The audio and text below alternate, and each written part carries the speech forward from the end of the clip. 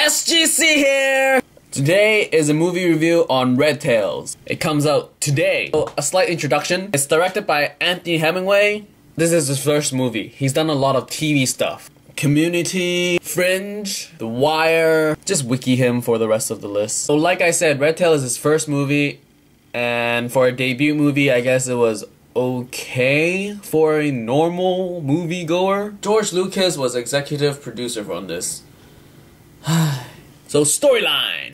Basically, it's about a group of African-American pilots that get to prove their worth to the white Americans. The entire cast is pretty much all African-American. Well, the ones who matter anyway. So, cast. Terrence Howard is Colonel A.J. Bullard.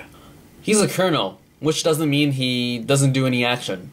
He just talks.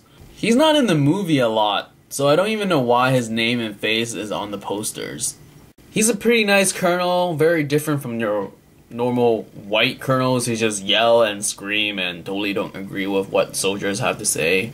So I wondered throughout the movie, is it because he's nice, because he's African American, so there are a lot more nice people? I don't know. Nothing much to say about his acting because he just stands there and talks, and it's very short talks. Next we have Cuba Gooding Jr. as Major Emmanuel Stantz.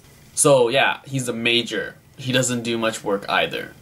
He's in the film more than Howard, but he just stands around and says some encouraging words here and there. Again, he's positive and encouraging, and it's different from the normal majors stereotypes that you see in war films who are just, they ranked up and they don't care about what the lowly soldier feels anymore. But he's pretty nice here, so that's kind of cool. Now to the actual stars of this film. We have Nate Parker playing Captain Martin Easy Julian. Never seen anything with him in it, so can't really say about his acting much. And he was the captain of the group, so he's like, I gotta say all the orders and you better follow me sort of thing.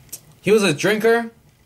Don't know why they put this plot device in, because it sort of just never shows him actually drunk or doing anything stupid while he's drunk. He tries to follow orders, but he doesn't do any of the fancy stuff. His acting was okay. He's just like, oh, I'm a leader. You gotta listen to what I say. But we're friends, so I give some leniency. Next, we have David Oyelowo playing Lieutenant George Lightning Little. The only time I ever seen Oyelowo was in Rise of the Planet of the Apes.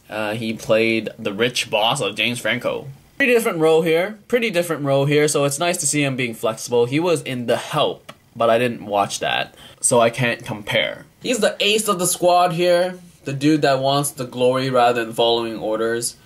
He has a subplot that is pretty random, and I don't get why they added it in. His arrogance really shows through, like it really touches on the racism here. He has deals with some white people, and he has some problems with them, and he's pretty arrogant, so that goes down in a bad way. So Nate and David are the star of the film. There are more people, but yeah. Oh, side note, Breaking Bad's Bryan Cranston is here, and he plays an old colonel. He's mean. He's hardly in the film, so he's not really important.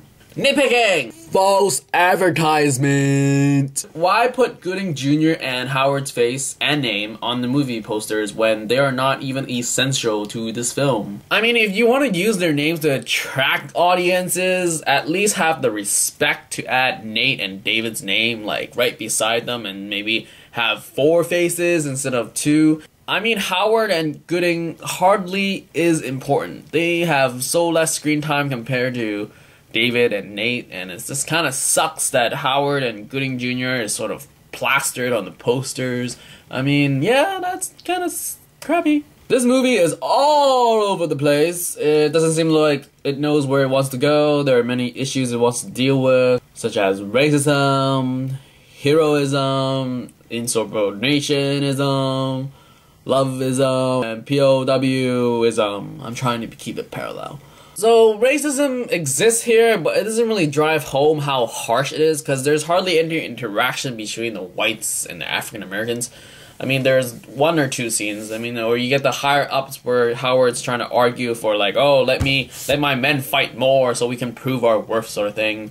And that's pretty much it. And even though it's sort of like try to drive that, oh, this is all racist. Like, we try to address the racism here to portray it in a way that, oh, this is how bad it was for African Americans. I didn't really feel that it was that bad, per se, because it was more focused on, look, African Americans can drive a plane and shoot down Germans. Well, like, they're all lieutenants and stuff. I mean, they're not, like, noobs who just came off the boat and go like, I'm gonna kill some Germans. Like, none of it was like that. Like, I think it would have been better if they dealt it that way, where there was more of a struggle, but there wasn't a struggle, so I wasn't really getting, like, oh, where's, like, the conflict here?